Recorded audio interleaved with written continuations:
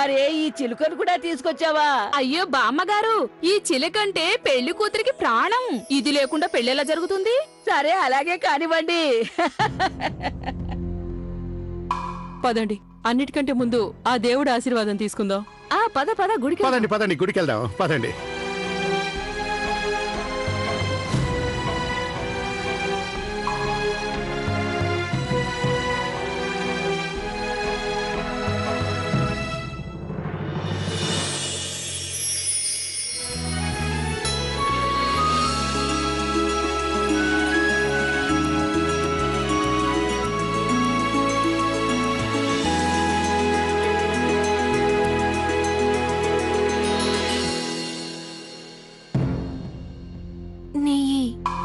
తోడికోడలికి స్వాగతం పలకడానికి ఏర్పాట్లు చేసుకో పిచ్చి లవ్లీ.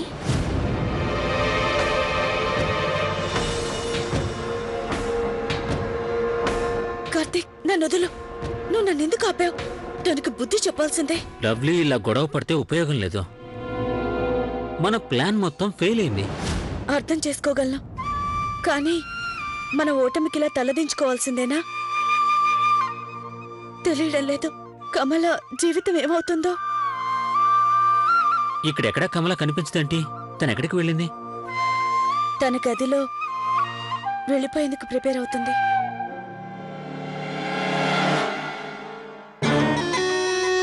ఇక పదండి పదండి, భగవంతుడి ఆశీర్వాదాలు అందరికీ అందినట్లే. ఇక పెళ్లి తంతు కాలేద్దాం, ముహూర్తం దాటిపోతుంది. పదండి, పెళ్లి మండపానికి వెళ్దాం.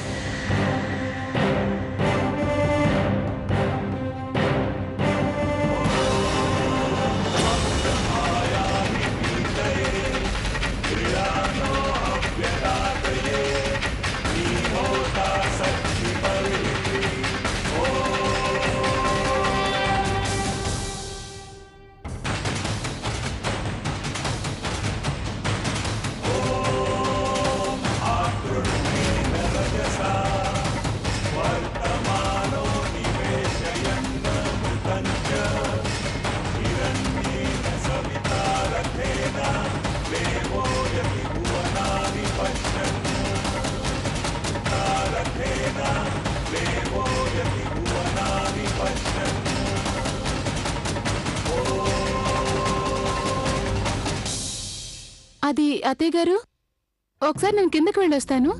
అమ్మాయి మీనాక్షి, నువ్వు కిందకి వెళ్తున్నావు కాబట్టి వంటగదిలో పూజ సామాగ్రి ఉంది, వాటిని కూడా తీసుకురా. అలాగేనండి. కిట్టు గారు, మీరు కూడా నాతో వస్తారా? వస్తున్నానండి, పదండి. బోలా శంకరా, మేమెన్ని విధాలుగా ప్రయత్నం చేయాలో అన్ని విధాలా మేం ప్రయత్నం చేశాం. ఫలితం దక్కలేదు.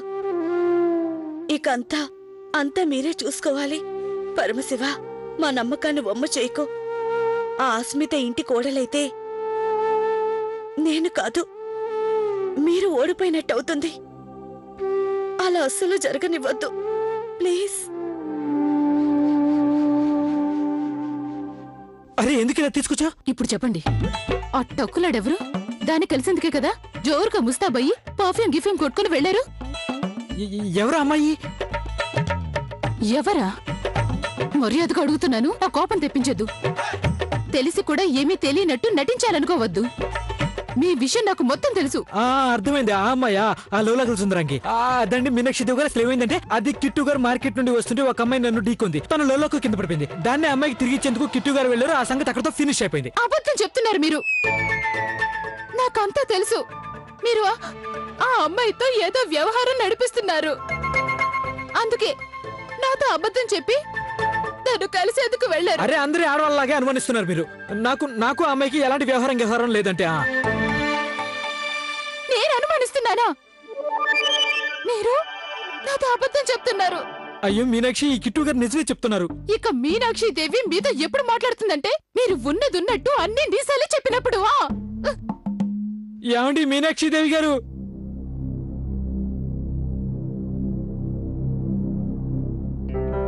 మీనాక్షికి తాంబూలం తెచ్చేందుకు ఇంత టైం ఎందుకు పట్టింది?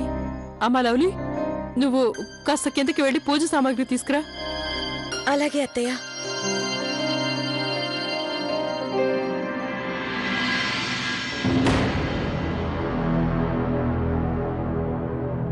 ఆగండి మీనాక్షి గారు, నా మాట వినండి. అదండి మీనాక్షి గారు, ఏమండి గాడ్ ప్రామిస్, నేను చెప్పేది వినండి. ఈ కిట్టు గారు చెవులు పట్టుకుని మిమ్మల్ని క్షమాపణ అడుగుతున్నారు. అవునండి, మీరు చెప్తే మేము గుంజులు కూడా తీస్తాము. 1 2. ఏమండి మీనాక్షి దేవి గారు, నాకు చాలా బాగా తెలుసు నా వల్ల చాలా పెద్ద తప్పే జరిగింది. అవునండి, నేను మీతో అబద్ధం చెప్పాను. నిజంగా కిట్టు గారు ఆ అమ్మాయి మాయలో పడ్డారండి. దేవుడి మీద ఒట్టేసి చెప్తున్నాను, ఇక ముందు ఎన్నడూ ఆ అమ్మాయి వైపు ఇలా కన్నెత్తి కూడా చూడండి. ఒట్టు. అయినా గాని ఇప్పుడు మీరెందుకు ఏడుస్తున్నారు? ఆపండి. అమ్మాయి మీనాక్షి,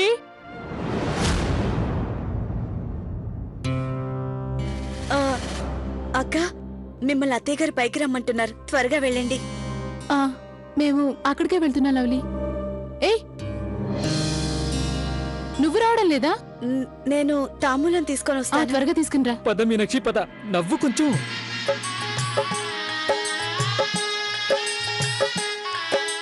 అరే అన్ను, ఈ మ్యూజిక్ ఎందుకు పెట్టారు? చెవులు పగిలిపోతున్నాయి. అవును లక్కీ అన్నయ్య, ఏదో ఏడుస్తున్నట్టుగా ఉంది కదా, అందుకే వేరొక సీడీని తీసుకొనిరా. లక్కీ అన్నయ్య కింద రూమ్ లో సీడీ స్టాండ్ లో ఉంది, తీసుకొనిరానా? అలాగే, త్వరగా తీసుకొనిరా.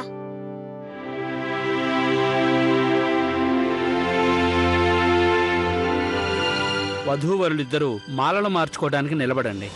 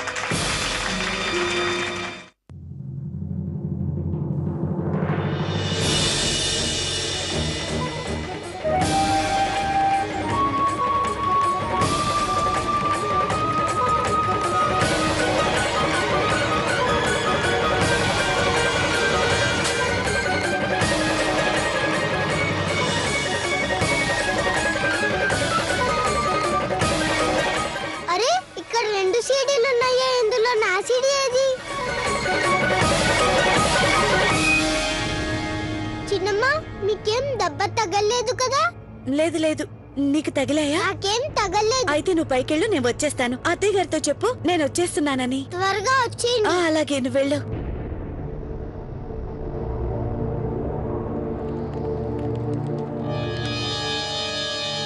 పూజా సామాగ్రిని త్వరగా తెప్పించండి. ఈ లవ్లీ ఇంకా పూజ సామాగ్రి తీసుకొని ఎందుకు రాలేదు? చిన్నమ్మ, నేనేళ్ళు తీసుకొస్తాను. వద్దు, నువ్వు కూర్చో, లవ్లీ తెస్తూనే ఉంటుంది. నానమ్మ, లవ్లీ చిన్నమ్మ వచ్చేస్తుంది. ఈ పెళ్లి త్వరగా అయిపోతే చాలు, మనసు కుదుట పడుతుంది. వీళ్ళందరినీ భరిస్తూ నేను అలసిపోయాను.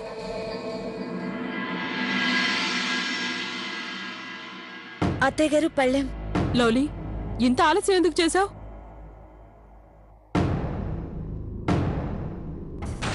వధువు అక్కయ్య కొంగుముళ్ళు వేయటానికి రావాలి. అలాగే పంతులు గారు.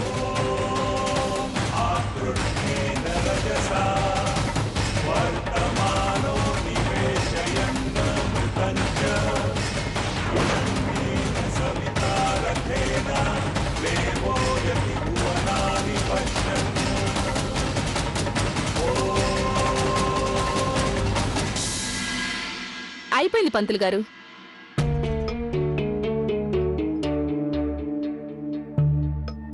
ఈ కొంగుముడుల అర్థం ఏంటంటే 7 జన్మలకు భార్యాభర్తలుగా ఉండాలని, ఒకరికొకరు ప్రేమాభిమానాలతో స్నేహ గౌరవాలతో ఎల్లవేళలా కలిసి ఉండాలి. చిరంజీవి లక్ష్మీ సౌభాగ్యవతి అస్మిత నీకు ఈ వివాహం చేసుకోవడం ఇష్టమే కదా? ఇష్టమే పంతులు గారు. ఈ కుటుంబం నుంచి నాకు ఎంత ప్రేమ దొరికిందంటే ఈ కుటుంబం సంతోషం కోసం నేను ప్రాణాలైనా ఇస్తాను.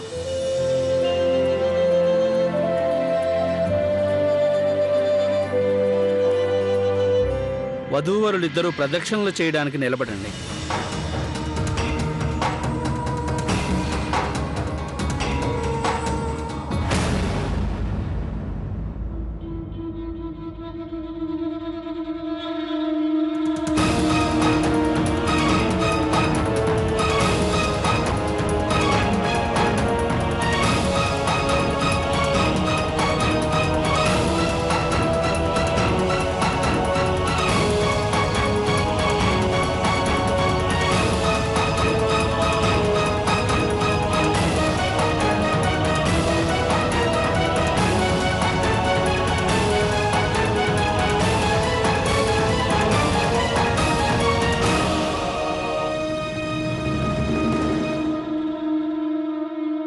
చూడు కిరణ్, నా దగ్గర తెలివి చూపించుకో. సైలెంట్ గా నా నగలు తిరిగిచ్చే. నీ బుర్రేమన్నా పాడిపోయిందా? అరే నీ నగలు నువ్వే దాచిపెట్టావు, నీకెక్కడా తెలియాలి? కిరణ్ చెప్తున్నాను కదా, ఇలాంటి పరాచకాలు నాకు అస్సలు నచ్చవు. ఇవ్వు నా నగలు, నాకు తిరిగి ఇవ్వు. సరే నా దగ్గర ఉంటే కదా నేను నీకు తిరిగి ఇవ్వడానికి. ఆ నగలు నువ్వే దాచిపెట్టావు, నీ దగ్గరే ఉండాలి. నన్ను అడుగుతావేంటి నువ్వు? నా దగ్గరని అతి తెలివి చూపించే ప్రయత్నం చెయ్యకు. నీ కుతంత్రాలు, పన్నాగాలు అన్నీ నాకు చాలా బాగా తెలుసు.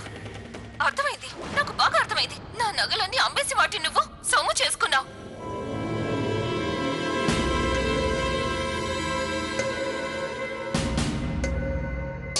సరిగ్గా చెప్పావు నువ్వు. నా మనసులోనే మోసం దాగుంది. బాలేగా కనిపెట్టావు.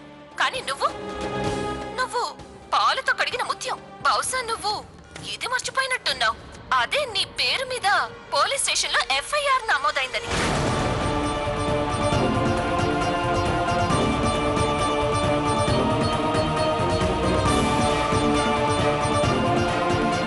ఇది అసలు ఈ వీడియో ఎక్కడిది? సారీ నానమ్మ, మేము పొరపాటుగా పెట్టాం. మేము దీన్ని ఇప్పుడే తీసేస్తాం. వద్దు, చూడనివ్వండి. నీకు అవకాశం దొరికింది అంటే ఎప్పుడో మొదటి రోజే నా గాజుల్ని దొంగిలించి వెళ్ళిపోయి ఉండేవాడివి.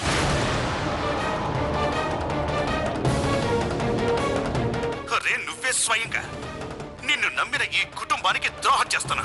ఆ సిమ్రన్ డైరీని చదివి పట్టి ఆమెలాగే నటించి చాలా బాగా చెప్పావు నువ్వు. ఆమెలా నేను నటించాను. నాలో సిమ్రన్ ఆత్మ ప్రవేశించింది అని నటించాను. కానీ నాకు జవాబు చెప్పు, ఈ నాటకం ఎవరాడిస్తే ఆడాను? నువ్వేగా ఆడించా?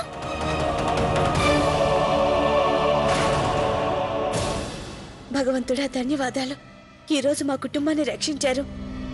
నేను వెళ్ళి కమలకి విషయం చెప్తాను. తనెంతో సంతోషిస్తుంది.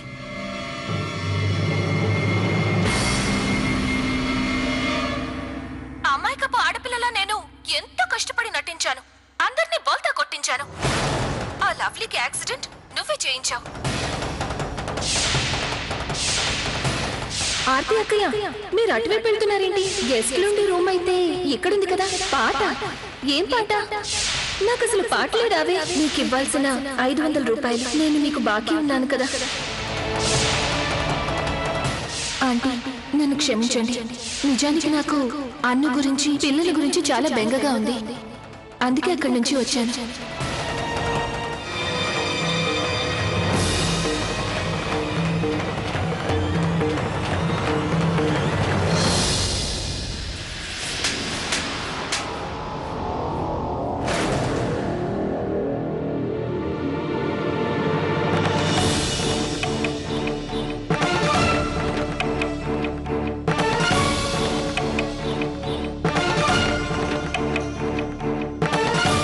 ఎంతో అమాయకంగా కనిపించే నీ రూపం వెనక ఎంత కుతంత్రం ఉందా?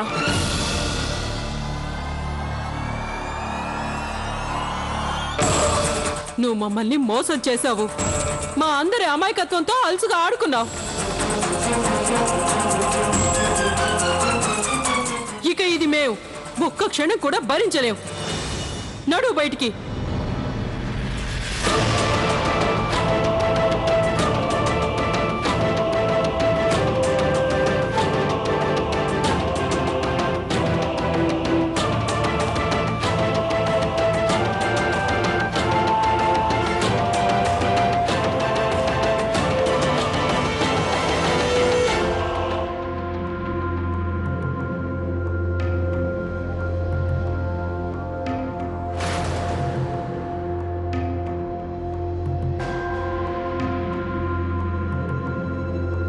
ఒక ఆడదాని వయ్యుండి నువ్వింత దిగజారి ఎలా ప్రవర్తించావు అసలు? నీ స్వార్థం కోసం నువ్వు మా మనసులతో ఆటలాడుకున్నావు. సిమ్రన్ స్థానంలో వచ్చేందుకు నాటకాలాడావు. ఇంత చేసినా నీ మనసుకు తృప్తి లేదా? అంతేకాక మా లవ్లీ ప్రాణాలు తీసేందుకు ప్రయత్నించావు.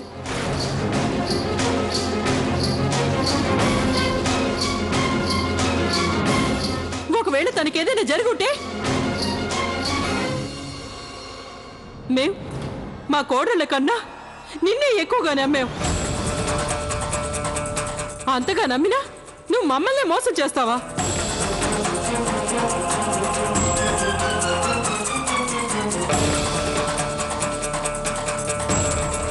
నిజం చెప్తున్నాను లవ్లీ, నా వల్ల చాలా పెద్ద తప్పు జరిగింది. నువ్వు మాతో ఎన్నోసార్లు చెప్పావు, మా కళ్లకు అడ్డుగా ఉన్న పొరను తొలగించడానికి ప్రయత్నించావు. అయినా మేము నీ మాటలు ఏమాత్రం పట్టించుకోలేదు. అందువల్లే ఈరోజు ఇలాంటి పరిస్థితి వచ్చింది. ఈరోజు నేనే స్వయంగా నా బిడ్డ జీవితాన్ని నాశనం చేయబోయాను లవ్లీ. చాలా పెద్ద తప్పు జరిగిపోయింది మాతో. లేదత్తయ్య గారు, మీరలా మాట్లాడకండి. శివ, వీళ్ళిద్దరినీ జైలుకు పంపించు. వీళ్ళుండాల్సిన చోటు అదే.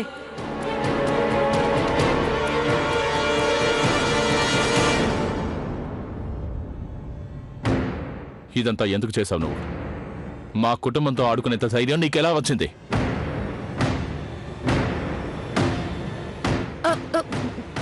నాకేం తెలీదు, నేనేమి చేయలేదు. నన్ను ఆ కిరణ్ బలవంత పెట్టాడు.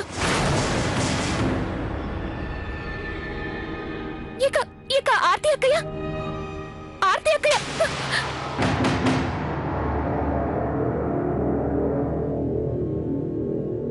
నాలుక కోసేస్తా ఇంకోసారి నా పేరు నీ నోటొచ్చిందంటే.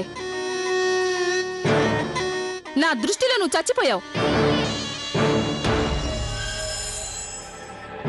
చిన్నమ్మగారు, నా వల్ల చాలా పెద్ద తప్పు జరిగింది. తెలియక దీన్ని మీ ఇంటికి తీసుకొచ్చాను. ఇక జీవితాంతం సిగ్గుతో మీ ముందు తలెత్తుకొని తిరగలేను. అయినా దీన్ని చూడండి, సిగ్గు శరం లేంది.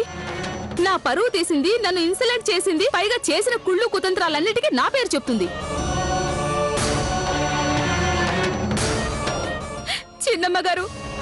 చిన్నమ్మగారు, ఒకవేళ మీకు ఇద్దరి పన్నాగంలో నా పాత్ర ఉందనిపిస్తే నన్ను కూడా జైలుకు పంపించేయండి. మా ఆయన మీదొట్టు మిమ్మల్ని కొంచెం కూడా తప్పు పట్టను. కానీ ఒకటి మాత్రం ప్రమాణం పూర్తిగా చెప్తున్నాను, ఈ క్షణం నుంచి ఈ ద్రోహితో మాకు ఎలాంటి సంబంధం లేదు.